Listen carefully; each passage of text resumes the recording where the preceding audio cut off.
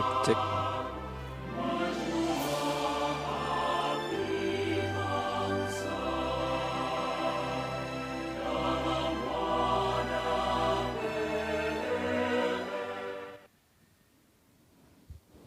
Cek cek.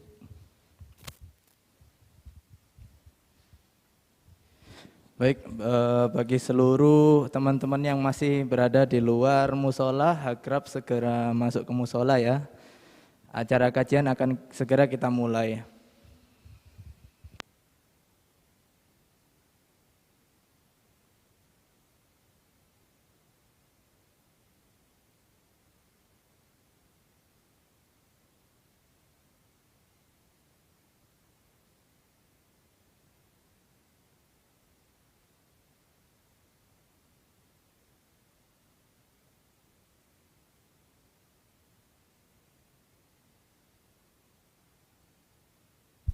Cek.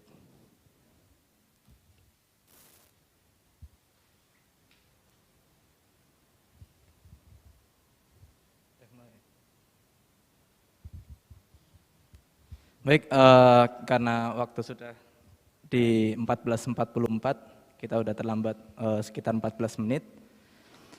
Kita buka acara pada siang hari ini. Assalamualaikum warahmatullahi wabarakatuh. Awalan hayya bina naskuru ilallah, alhamdulillah, alhamdulillah. Nahmadu wa nasta'inu wa nastaghfiru wa na'udzu billahi min sururi anfusina wa min sayyiati a'malina may yahdihillahu fala mudhillalah wa may yudlilhu fala hadiyalah. Asyhadu an la ilaha illallah wa asyhadu anna Muhammadan abduhu wa rasuluh la nabiyya ba'da. Wa saniyan ila Rasulullah sallallahu Muhammad Allahumma shalli ala sayyidina Muhammad wa ala ali Muhammad. Baik, teman-teman sekalian, terima kasih atas kehadirannya dan atas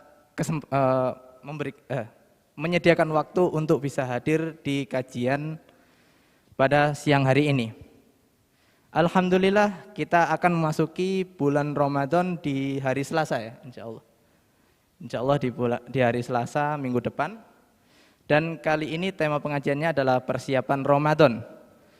Apa yang sudah kita persiapkan, apa yang sudah kita siapkan untuk meraih rahmat, meraih pahala di bulan Ramadan yang suci itu. Semoga kita semua selalu diberkahi oleh Allah kesehatan hingga akhir nanti. Dan teman-teman sekalian sudah ada di sini sekarang bersama kita Ustadz Bakri yang akan menyampaikan materi-materi terkait persiapan Ramadan pada siang hari ini. Kepada Ustadz, waktu dan tempat dipersiapkan.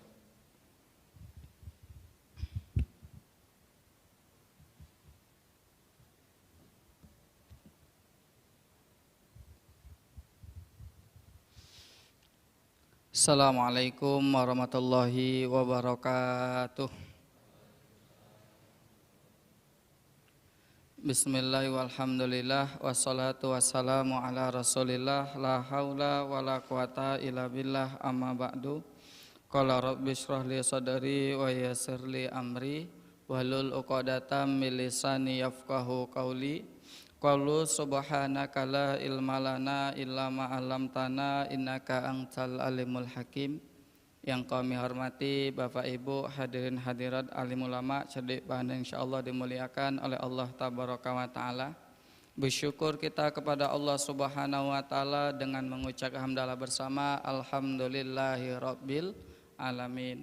Berselawat kita kepada Rasul dengan lafaz Allahumma sholli ala sayyidina Muhammad wa ala ali sayyidina Muhammad. Assalamu alayka ya Rasulullah. Bapak Ibu hadirin hadirat rahimakumullah. Kalau menjelang bulan suci Ramadan ini kita jumpai di mana-mana orang sibuk semuanya menyambut bulan suci Ramadan. Bulan yang sangat agung, bulan yang penuh berkah, bulan yang penuh rahmah dan bulan yang penuh ampunan dari Allah Subhanahu wa taala. Mudah-mudahan kita yang senang dengan datangnya bulan suci Ramadan ini, kita termasuk ke dalam hadis man fariha bidukhulil Ramadan haramallahu jasadahu ala niran. Barang siapa yang senang dengan datangnya bulan suci Ramadan, maka akan Allah haramkan jasadnya untuk menyentuh api neraka. Kalau saya tanya Bapak Ibu yang hadir ini, bulan suci Ramadan datang senang atau susah?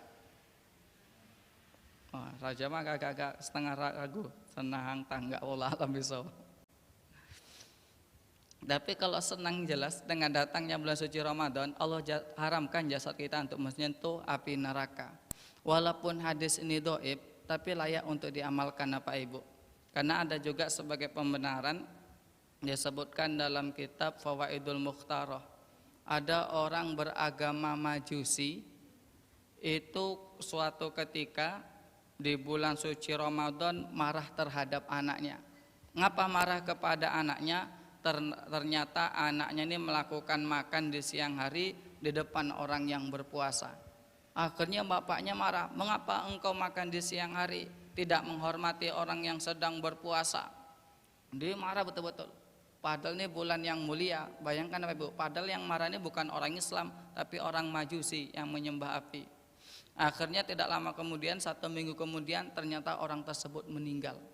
Setelah meninggal, ada orang alim di daerah situ yang bermimpi, ternyata orang Majusi tersebut masuk surga. Akhirnya orang tersebut pun bingung, bagaimana mungkin engkau orang Majusi bisa masuk surga? Ternyata pejabat orang tersebut, karena aku memuliakan bulan suci Ramadan, pernah memarahi anakku gara-gara makan di siang hari. Sebab itu ketika mau ajalku sudah datang, Allah memberi aku hidayah, akhirnya aku masuk Islam dan mati dalam keadaan muslim. Akhirnya apa? Masuk ke dalam surga. Gara-gara apa? Hormat dengan bulan suci Ramadan. Makanya kalau kita lihat kaidah ini, yang betul itu yang tidak puasa menghormatin orang yang berpuasa. Jangan dibalik. Orang yang berpuasa menghormatin orang yang tidak. Itu terbalik Bapak Ibu. Tapi mudah-mudahan betul kita masuk dalam hadis ini sehingga besok bisa masuk ke dalam surganya. Allahumma amin. Bapak Ibu hadirin rahimakumullah. Pada nyambut bulan suci Ramadan ini saya akan bahas yang pertama makna dari kata Ramadan, kemudian yang kedua masalah fikihnya, yang ketiga hal-hal yang dimakruhkan dalam berpuasa. Yang pertama makna dari kata Ramadan. Ramadan itu berasal dari kata romdoh. Apa artinya? Di Arab itu ada beberapa musim. Ada musim panas, ada musim dingin. Ini disebutkan dalam surat Al-Quraisy. Li'ilafi Quraisy ilafihim rihlatash syita'i wasaib. Ada musim syita, musim dingin. Ada musim saib, musim panas. Ketika musim panas, debu itu sangat banyak. Akhirnya debu-debu itu menutupin rumah, menutupin pohon sampai hilang warna aslinya. Ketika mau pergantian musim, ada hujan yang gak lama, hujan sebentar. Kalau bahasa kita mungkin hujan numpang lewat. Apa fungsi hujan ini? Mengembalikan kepada warna aslinya. Apa kaitannya dengan puasa di bulan suci Ramadan? Orang yang betul-betul berpuasa, maka dosanya akan diampuni oleh Allah Subhanahu wa taala. Makanya di ujung Ramadan Idul Fitri. Apa artinya? Idun kembali, fitri suci. Itu yang pertama. Yang kedua, apa maknanya Ramadan? Berasal dari kata romdoh. Kalau ada besi yang kena hujan, kena panas sampai terpendam di tanah, maka besi tersebut akan berkarat. Lalu bagaimana cara menggugurkan karat tersebut? Maka dengan cara dibakar. Ketika dibakar karatnya rontok. Karat yang rontok ini disebut dengan romdoh. Apa kaitannya dengan puasa di bulan suci Ramadan? Orang yang betul-betul berpuasa maka dosanya akan berguguran sebagaimana karat tersebut rontok. Besi yang berkarat ketika dibakar karatnya tak rontok, ada dua kemungkinan. Entah apinya yang kurang panas atau karatnya yang yang kebanyakan atau yang saking tebalnya. Ketika orang masuk bulan suci Ramadan kok dosanya tidak diampuni, ada dua kemungkinan. Entah dosanya yang banyak atau puasanya yang bermasalah. Kalau saya tanya apa Ibu yang hadir ini, kalau ada orang masuk bulan suci Ramadan sampai Idul Fitri kemudian dosanya tidak diampuni oleh Allah Subhanahu wa taala. Kira-kira sebabnya yang mana nih? Dosa yang banyak atau puasanya yang bermasalah? Puasanya bermasalah Pak ya, subhanallah. Berarti yang jawab puasa bermasalah, kita tak punya dosa itu. Ini mohon maaf. Kalau hadisnya kan jelas. Man shoma ramadhana imanan wa ihtisaban ghufira lahu ma taqaddama min zambi. Barang siapa yang berpuasa karena iman dan mengharap ridhonya Allah Subhanahu wa taala, maka akan Allah ampuni dosanya. Ini di siang hari. Yang malam riwayat Muslim. Kalau siang riwayat muttafaqun alaih hadisnya, riwayat Imam Bukhari dan juga riwayat Imam Muslim. Kalau yang malam riwayat Imam Muslim. Apa kata Nabi? Man koma, barang siapa yang malam diisi dengan koma. Bukan koma orang mau mati, enggak ya Bunda. Koma itu dia isi malam itu dengan amalan ibadah. Dilaksanakan sholat raweh, tambah sholat tahajud lagi nanti di malam hari. Dia isi dengan baca Quran, tadarus. Imanan wahtisaban, karena iman dan mengharapkan ridho Allah Subhanahu wa taala, balasannya sama. Ghufira lahu ma taqaddama min zambi, maka dosanya juga akan diampuni oleh Allah Subhanahu wa taala. Puasa di siang hari menggugurkan dosa, beramal ibadah di malam hari juga menggugurkan dosa. Aturannya orang keluar Ramadan tuh betul-betul dosanya gugur seperti mana karat tersebut rontok. Kalau ada orang masuk Ramadan dosanya tak diampunin, kalau menurut kami itu bukan karena puasanya. Karena mungkin yang pertama dosanya banyak, atau mungkin dia ketika puasanya tak serius. Dia hanya puasa menahan lapar, tak makan, tak minum, tak berhubungan suami istri. Tapi perkara-perkara yang bisa menghilangkan pahala puasa, perkara-perkara yang bisa merusak pahala puasa, itu semua dilakukan. Akhirnya apa? Itu yang dikatakan Nabi, kam min shaimin, banyak orang yang berpuasa, laisa lahu min siyamihi ilal ju' wa atas. Dia tidak mendapatkan apa-apa kecuali lapar dan dahaga. Tapi sekali lagi kita mohon kepada Allah Subhanahu wa taala, mudah-mudahan dosa kita diampuni oleh Allah Subhanahu wa taala ketika masuk bulan suci Ramadan.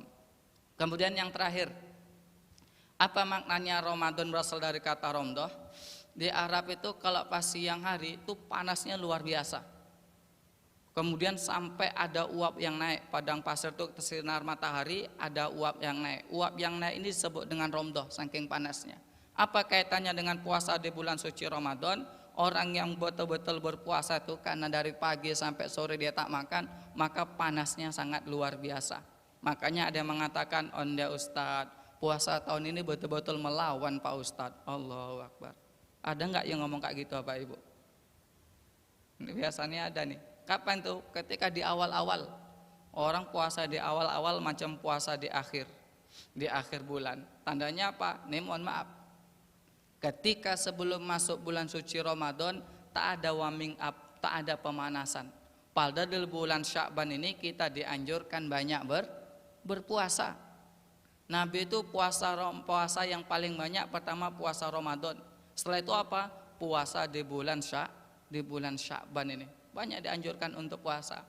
Cuman ada hadis Nabi, izang tasopa Sya'ban fala tasumalahu. Ketika sudah masuk nisfu Sya'ban, maka tidak ada lagi untuk berpuasa. Apa maksudnya? Yang puasa sunnah. Kalau selama ini kita nggak ada puasa sebelum nisfu Sya'ban, setelah nisfu Sya'ban tak boleh puasa lagi. Tapi kalau yang biasanya puasa Senin Kamis, puasa Daud dilanjutkan boleh, silahkan. Atau mungkin pas tanggal 15 Sya'ban atau nisfu Sya'ban puasa, maka tanggal 16 dia boleh puasa. Kalau tanggal 16 Sya'ban dia puasa, di 17 Sya'ban dia boleh puasa sampai selesai. Tapi kalau nisfu Sya'ban puasa, 16 enggak, 17 mau puasa lagi, itu tak boleh. Itu disebutkan dalam kitab Takrirus Sadidah. Jadi kalau 15 puasa, 16 puasa, enggak bolehkan sampai selesai, itu boleh. Kemudian puasa yang dibolehkan lagi apa? Puasa mengkodok. Nah, ini masih boleh. Kalau masih ada puasa yang tertinggal, maka masih ada kesempatan. Ini hari Kamis, Jumat, Sabtu, Minggu, itu masih boleh berpuasa. Kalau Senin biasanya itu hari-hari ragu, hari syak, antara ada yang mengharamkan untuk berpuasa. Takutnya nanti jatuh Ramadannya enggak Selasa tapi maju di hari Senin. Kan bisa aja Pak Ibu. Ketika hilalnya sudah nampak. Kalau ada puasa yang ditinggalkan, dia mengkodok puasa itu tak boleh. atau puasa nazar, puasa kafarot, itu tetap boleh. Yang tak boleh itu puasa sunnah yang mutlak yang tidak ada kebiasaan dari sebelumnya. Biasanya yang paling banyak meninggalkan puasa itu, mohon maaf, itu biasanya sebagian ibu-ibu banyak meninggalkan puasa. Gara-gara apa Ustadz? Itu biasanya gara-gara hamil. Ada orang baru nikah di bulan Rajab, langsung ngisi di bulan Sa'ban. Itu di bulan puasa jarang yang kuat puasa. Kalau kuat puasa, alhamdulillah, dia nggak mengkodok puasa. Tapi kalau nggak kuat, kodoknya habis melahirkan atau kapan dia kuat. Ini banyak. Bahkan ada wanita itu sampai 5 tahun menikah, tak juga sempat puasa. Gara-gara apa? Gara-gara melahirkan. Tahun pertama sedang hamil, tahun kedua sedang menyusui, tahun ketiga masih menyusui, tahun keempat ada adiknya lagi, tahun kelima menyusui, tahun keenam menyusui, tahun ketujuh ada adiknya lagi. Ini lama puasanya. Kan ada Pak Ibu ya? Enggak, saya serius ini. Ustadz pengalaman. Iya kayak gitu Pak Ibu. Saya punya istri saya itu sekarang belum kuat juga puasa. Tahun ini baru mau dicoba. Soalnya ketika bulan puasa itu bed rest, tak kuat puasa. Yang perlu diketahui ilmunya gini ya Pak Ibu. Kalau tahun kemarin kita ada puasa yang kita tinggalkan, kemudian tahun ini kita tidak mengkodoknya tahun depan, maka hukumnya ada dua. Kalau tahun ini kita tidak sempat mengkodok karena alasan syar'i seperti tadi, atau lain sakit terus menerus, ngodoknya tahun depan, maka cukup membayar kodok. Tapi kalau tahun ini tidak mengkodok karena ditunda-tunda, akhirnya sampai puasa sekarang ini nggak sempat juga mengkodok, ngodoknya habis lebaran, maka tidak hanya membayar kodok, tapi juga ditambah dengan fidyah. Berapa fidyahnya? 1 hari 1 mud. Berapa 1 mud? 7 on. Nah, itu Pak Ibu, ini mohon maaf. Biasanya orang meninggalkan puasa itu malas mengkodok itu gara ditunda-tunda, akhirnya nggak jadi mengkodok puasa. Sama orang mau sholat subuh, hidupkan alarm jam 4:30. Hidup alarm, masih lama sholat subuh, nanti jam 5. Matikan, tidur lagi. Akhirnya kebablasan, gara-gara apa? Ditunda. Ini ketika ditunda karena alasan syar'i, dia cuma wajib kodok. Tapi kalau nundanya karena malas, maka tidak hanya kodok, tapi sekaligus membayar fidyah. Itulah diantara makna dari kata Ramadan. Selanjutnya kita bahas tentang hukum fikihnya. Syarat wajib puasa. Kalau saya tanya ibu-ibu dulu, masih ingat nggak ibu syarat wajib puasa ada berapa? Bu, masih hidup? Masih ya? Masih ingat syarat puasa ada berapa? Ingat? Lupa. Bapak-bapak masih ingat? Kalau ingat kita persingkat, kalau nggak ingat baru kita jelaskan. Tapi biasanya karena ibu bekerja banyak yang lupa Pak ya. Tidak sempat dia mengulang-ulang. Baik, yang pertama saya terangkan syarat wajib puasa. Siapa yang wajib puasa? Yang pertama beragama Islam. Maka orang kafir tak wajib dia puasa. Dan muslimnya ini wajib sampai maghrib, sampai seterusnya. Kalau seandainya dia pas sahur masih Islam, jam 12 masih Islam, jam 6 pas mau buka dia kafir, maka otomatis puasanya batal. Ketika dia murtad sampai 1 tahun, 2 tahun, 3 tahun, kemudian kembali Islam lagi, maka selama dia murtad itu harus dikodok, sholatnya dikodok, puasanya dikodok, berat. Yang enak itu orang yang pertamanya kafir, umur 60 tahun, mau syarakatul maut, masuk Islam, itu dosanya gugur semuanya. Itu kalau sebisa demikian, itu udah menjamin masuk surga tuh, sama kisah tadi, orang Majusi. Ketika mati masuk Islam, akhirnya dia masuk surga. Tapi yang paling parah gara-gara murtad ini, 5 tahun, 6 tahun, 7 tahun murtad, ketika kembali Islam lagi, maka yang ditinggalkan itu semuanya wajib dikodok. Yang kedua, apa syarat wajib puasa? Yaitu orang yang sudah balik. Kalau kita semuanya saya yakin paham, kalau laki-laki udah mimpi basah, kalau perempuan sudah menstruasi. Tapi yang perlu saya ingatkan Bapak Ibu, kalau kita punya anak gadis yang sudah waktunya balik, atau keponakan, atau adik, itu jangan lupa ditanya. Karena pengalaman kami ketika ceramah di anak SMP, anak SMA, bahkan ngajar ngaji ke rumah-rumah, itu ketika ditanya masalah balik, itu masih banyak yang bingung. Pas saya pernah ceramah di SMP, kamu udah balik? Udah Ustadz. Apa tandanya? Saya udah punya pacar Pak Ustadz. Terus kalau nggak punya pacar, mikir ya, berarti nggak paham nih Pak Ibu. Kamu udah balik? Udah. Apa tandanya? Kumis saya udah keluar nih Pak Ustadz. Kalau kumisnya nggak keluar, bingung lagi. Bahkan yang paling parah pernah saya ngajar ngaji, saya tanya, kamu udah balik? Udahlah Pak Ustadz. Apa tandanya? Saya udah mau punya pacar nih Pak Ustadz. Bukan itu, kamu udah balik belum? Apa balik Pak Ustadz? Udah pernah mimpi basah belum? Oh, kalau mimpi basah tiap malam saya mimpi basah Pak Ustadz. Gawat dalam hati saya ini, mimpi basah tiap malam Pak Ibu. Seriuslah, serius Pak Ustadz. Loh kok bisa? Bisa Pak Ustadz. Saya ini kalau pagi bangunnya paling susah Pak Ustadz. Akhirnya pagi itu sering mimpi. Ketika mimpi itu dibangun kata bangun, disiram sama mak, dikerujuk. Itulah makanya saya mimpi basah Pak Ustadz. Allahu Akbar. Berarti nggak paham. Akhirnya saya bilang, pernah betul diulang karena akibatnya fatal, kayaknya sepele. Banyak orang tua yang lalai, alah kalian udah belajar di sekolah, ternyata di sekolah pun nggak diajarkan sampai betul-betul hafal. Tapi orang yang sudah balik itu wajib puasa. Tapi kalau ibu-ibu nanti jumpa ke di pasar, di mall, ada bapak-bapak jenggot panjang tebel, kumis juga tebel, nggak puasa, jangan marah. Ngapa Ustadz? Ya mungkin orang tersebut belum balik, makanya tak wajib puasa. Jadi kalau ada orang yang berjenggot, kumis tebal, kok nggak puasa, berarti orangnya belum. Iya Pak ya, kan ada Pak ya, yang udah berjenggot tebal juga nggak berpuasa. Kemudian yang ketiga, siapa yang wajib puasa? Berakal sehat. Maka kalau orang gila tak wajib puasa. Dia siang sehat, sore sehat, pas mau buka ternyata gila, otomatis puasanya juga batal. Kemudian yang keempat, mampu berpuasa. Apa maksudnya? Dia tidak dalam keadaan sakit, tidak dalam keadaan uzur, normal biasa. Tapi ada yang tanya, Ustadz, saya kerjaan kami berat, kepanasan, kehujatan, wajib nggak puasa? Kira-kira Pak Ibu, kalau ada orang yang kerjanya berat, tetap wajib nggak puasa? Tergantung fisik orangnya. Kalau yang saya maksud tadi, dia sehat.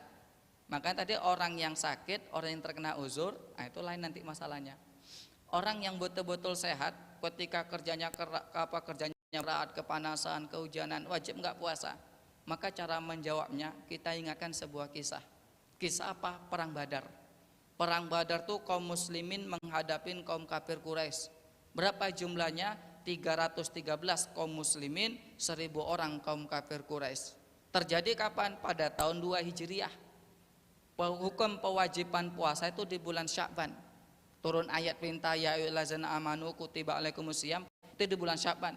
Pas di awal Ramadan, di puasa pertama kali itu terjadi pada tahun 2 Hijriah. Dan tahun 2 Hijriah tersebut terjadi perang Badar. Kaum muslimin menghadapin kaum kafir Quraisy ternyata dalam keadaan berpuasa. Kalau saya tanya apa Ibu, kerja dengan perang lebih berat mana? Lebih berat? Jangan samakan perang sekarang pakai naik pesawat, terbang sana, terbang sini. Orang dulu di padang pasir itu parang naik berkuda, perang. Perang itu minimal luka, maksimal mati. Tapi kalau kita kerjanya lurus, tak neko-neko, insya Allah diberi kekuatan oleh Allah Subhanahu wa Ta'ala.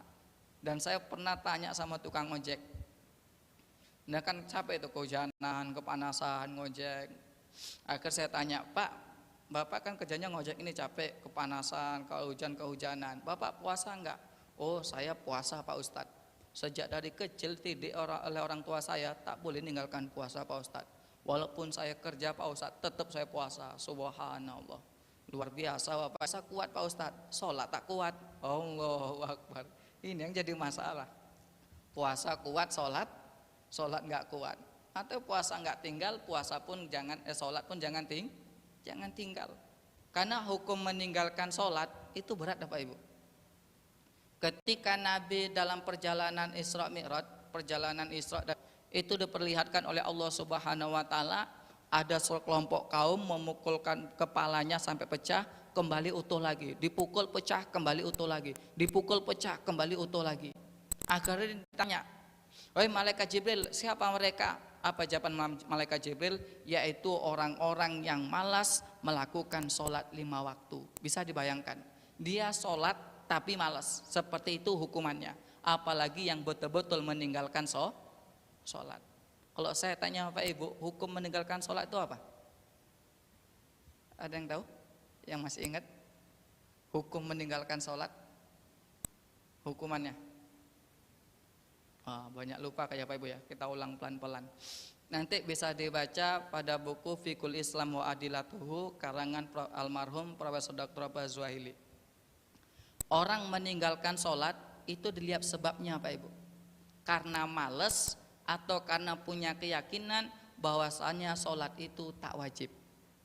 Kalau dia punya keyakinan sholat itu tak wajib, maka dia otomatis kafir. Ada punya keyakinan puasa itu tak wajib, sholat itu tak wajib, otomatis kafir ya. Karena hukumannya meninggalkan sholat dengan puasa itu sama. Dan perintahnya juga sama.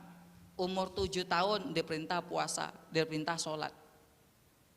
Umur 10 tahun tak juga sholat, tak juga puasa, maka boleh dipukul.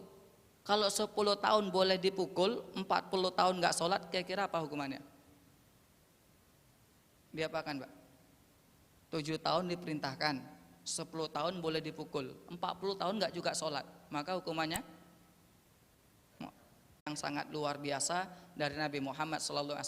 Pelajaran yang pertama, pelajarannya niat puasa sunnah boleh di siang hari. Yang kedua, begitu simpelnya lah Nabi Muhammad menghadapi permasalahan ekonomi. Cobalah Bapak-bapak, pas pagi-pagi udah lapar mau sarapan, tanya kepada istrinya, "Ma, apa sarapan yang dimakan?" Nggak ada. Kira-kira apa jawaban Bapak? Kira-kira bapaknya ngapal nggak Bu? Wallah alam bisawab, bisa berontak perang dunia ketiga. Tapi Nabi Muhammad itu luar biasa, tak ada yang dimakan, ya udah kita puasa. Subhanallah. Ngomong orang-orang pilihan itu memang luar biasa. Orang tua kami, Bapak Ibu, hadirat rahimakumullah. Dan syarat wajib puasa selesai, rukun puasa selesai. Kemudian yang terakhir saya bahas yaitu perkara-perkara yang dimakruhkan ketika puasa. Apa yang dimakruhkan ketika puasa? Yang pertama, melakukan perbuatan yang mengundang syahwat. Apa contohnya? Seperti mencium istri atau suami, memandang atau memegangi istri dengan perasaan syahwat, kecuali jika mampu menjaga diri. Kan ada orang punya kebiasaan ketika suaminya mau pergi kerja itu nyium kening istrinya. Kira-kira Bapak ada nggak kayak gitu Pak? Pak, Bapak ada kayak gitu? Ketika mau pergi kerja cium kening istrinya. Wallah alam bisawab. Ibu kalau punya suami jangan lupa itu. Sedekah yang paling mudah adalah seorang suami mencium keningnya istri, itu sedekah yang paling mudah. Maka saya kalau mau pergi sekolah, pergi ngajar, itu istri saya sering komplain tuh kalau saya lupa. Bi jangan lupa sedekah. Wah, sedekah lu. Wah, baru dia pergi ya. Ini mohon maaf. Ini serius Bapak Ibu. Tapi ketika di bulan suci Ramadan, ini hati-hati. Kalau dia menciumnya dengan tanpa syahwat, itu tak makruh. Tapi kalau ciumnya ada nafsunya, itu puasanya jadi makruh. Tapi kalau dicium itu suami orang, istri orang, itu nggak cuma makruh, batal ya. Ustadz ngada-ngada, serius ini Pak. Ada Ustadz kayak gitu, adalah.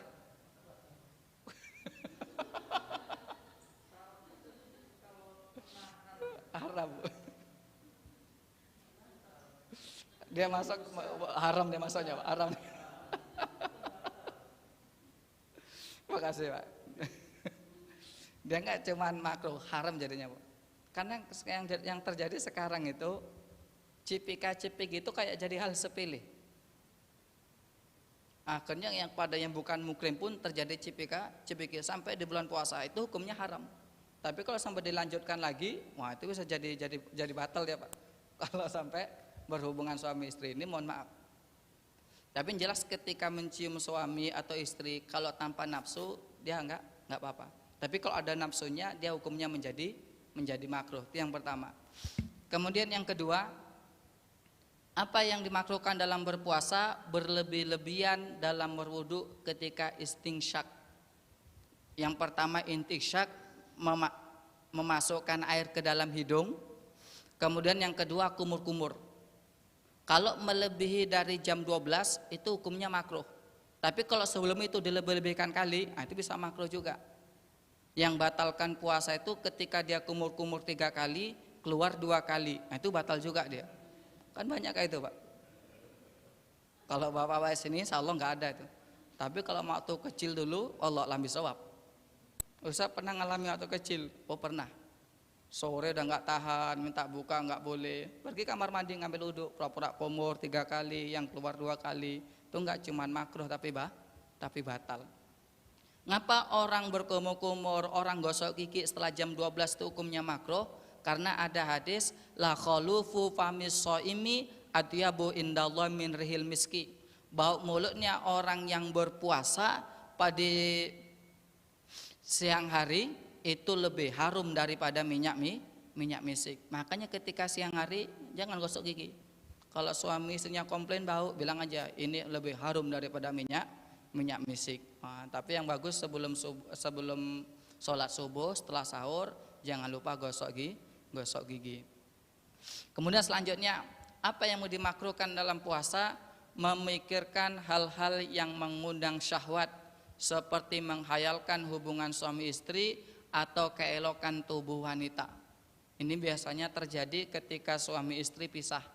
Yang perempuan kerja di luar negeri, yang laki-laki dia di rumah. Wah, akhirnya ketika lama tak berhubungan suami istri, sering dia menghayal-hayal yang enggak, itu hukumnya makruh. Kemudian yang terakhir, apa yang dimakruhkan? Yaitu menunda berbuka jika sudah mendengar azan. Ketika sudah dikumandangkan azan, Allahu Akbar, maka kita disegerakan untuk berbuka. Ada kurma bagus, kalau nggak ada yang manis. Kemudian kalau nggak ada juga minimal air putih, itu yang disunahkan. Ketika disegerakan, maka dia itu namanya sunahnya puasa. Tapi kalau diakhir-akhirkan, dilambat-lambatkan, maka hukumnya menjadi makruh. Makanya seorang muazin itu ketika sudah waktunya berbuka, dia minum dulu, baru mengumandangkan azan. Jangan azan dulu baru minum, nanti kehilangan sunnahnya. Bahkan ketika ditunda-tunda, maka hukumnya menjadi makruh. Karena sudah masuk waktu asar, kalau ada yang mau tanya sebelum kita sholat asar, silahkan Bapak Ibu. Nanti perkara yang membatalkan puasa, insya Allah semuanya udah paham Bapak Ibu ya. Kalau ada yang mau tanyakan silahkan. Alhamdulillah udah paham Pak Ibu ya. Sekarang udah luar biasa, udah canggih deh jawabannya. Tapi saya anjurkan buku yang bagus untuk bisa jadi pegangan. Nah, ini buku bagus Pak Ibu. Bimbingan Islam untuk hidup Muslim. Dia udah lengkap. Akidahnya ada, fikihnya lengkap, tauhidnya, semuanya sampai akhlaknya, masalah akidah, masalah akikah, kurban, semua udah lengkap. Dan kertasnya ini bagus. Karena zaman sekarang ini kalau beli buku nggak hati-hati, gawat juga. Ada buku, saya beli buku judulnya 1001 Kesalahan dalam Masjid. Wah, itu bukunya ngajak berantem terus. Iya, uang impak tak boleh untuk beli sajadah, uang impak tak, pokoknya banyak larangannya. 1001 kesalahan dalam masjid, pokoknya semuanya salah, itu jangan dibeli. Atau pernah saya lihat judul buku, judulnya 400 kesalahan di dalam sholat. Wah, itu jangan dibeli. Rukun sholat cuma 13, tapi judul bukunya 400 kesalahan dalam sholat. Bayangkan Bapak Ibu. Makanya beli buku sekarang kalau nggak hati-hati kacau juga. Yang bagus terbitan Pustaka Al-Kausar, Gema Insani Press, itu bagus. Tapi kalau terbitan Al-Mizan, itu hati-hati, banyak orang Syiah juga. Atau sekarang banyak orang Salafi itu bukunya banyak juga. Nanti ada juga yang dirubah. Ini supaya bisa menjadi pegangan, supaya orang nggak salah ilmu, sanadnya dia nggak salah. Baik, kita tutup dengan doa. Lillahi ta'ala syafaat Rasulillah. Al-Fatihah. A'udzubillahi minasyaitonirrajim. Bismillahirrahmanirrahim. Alhamdulillahirabbil alamin. Arrahmanirrahim. Maliki yaumiddin. Iyyaka na'budu wa iyyaka nasta'in. Shiratal mustaqim. Shiratal ladzina an'amta 'alaihim ghairil maghdubi 'alaihim waladdallin. Amin. Nauzubillahi minasyaitonir rajim. Bismillahirrahmanirrahim. Alhamdulillahi rabbil alamin wassalatu wassalamu ala asyrafil anbiya'i wal mursalin wa ala alihi washabihi ajmain. Ya hayyu ya qayyum ya badi'us samawati wal ard ya dzal jalali wal ikram. La ilaha illa anta bi rahmatika nastaghis. Asli lana sya'nana kula wa la takilna ila anfusina tarfata ain wa la ila hadim min khalqik. Allahumma ya man nurahu fi sirri wa sirru fi khalqi ifasna min ayunin nazirin wa qulubal hasidin kama fastaru an kul jasad innaka ala kulli syai'in qadir. Allahumma fir lana dzunubana wa liwalidayna warhamhuma kama rabbawna shighara wa li jami'il muslimina wal muslimat wal mu'minina wal mu'minat al ahya'i minhum wal amwat. Allahumma anfa'na bima 'allamtana wa 'allimna ma yanfa'una. Allahumma barik lana fi Rajab wa Sya'ban wa ballighna Ramadan. Allahumma khtim a'malana wa ajalana bi husnil khatimah wa la takhtim alaina a'malana wa ajalana bi su'il khatimah. Rabbana hab lana minas shalihin. Rabbana hab lana dzurriyyatan thayyibatan innaka tasami'ud du'a. Rabbana atina fid dunya hasanatan wa fil akhirati hasanatan wa qina azabannar. Walhamdulillahi rabbil alamin. Taqabbalallahu minkum minna wa minkum taqabbal ya karim. Kurang lebihnya mohon maaf. Assalamualaikum warahmatullahi wabarakatuh.